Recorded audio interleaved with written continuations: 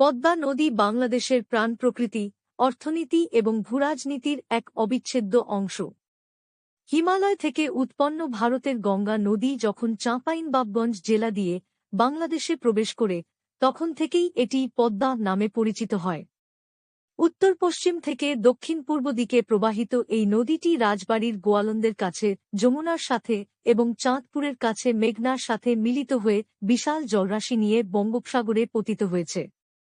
প্রায় ৩৬৬ কিলোমিটার দীর্ঘ এই নদীটি বিশ্বের অন্যতম খরস্রোতা নদী হিসেবে পরিচিত। বর্ষাকালে এর উন্মত্ত রূপ এবং তীব্র নদীভাঙ্গনের কারণে একে ঐতিহাসিকভাবে কীর্তিনাশা বলা হয়। পলিমাটি বহনের মাধ্যমে এই নদী বাংলাদেশের বদ্বীপ গঠনে যেমন গুরুত্বপূর্ণ ভূমিকা রেখেছে, তেমনি এর অববাহিকার উর্বর ভূমি এদেশের কৃষিখাতকে সমৃদ্ধ করেছে। অর্থনৈতিক দিক থেকে পদ্মা নদীর গুরুত্ব অপরিসীম।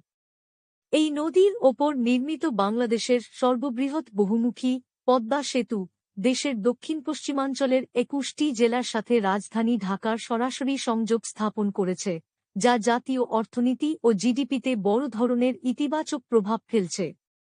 এছাড়া পদ্মা নদী তার রূপালী ইলিশের জন্য বিশ্ববিখ্যাত। এখানকার ইলিশের স্বাদ ও মান অতুলনীয়, যা দেশের মৎস্য সম্পদের একটি বড় উৎস। গড়াই, আড়িয়াল খাঁ ও কুমারের মতো অসংখ্য শাখা নদী পদ্মার বুক থেকেই বের হয়ে দেশের বিশাল অঞ্চলে পানি সরবরাহ ও যোগাযোগ ব্যবস্থা সচল রেখেছে।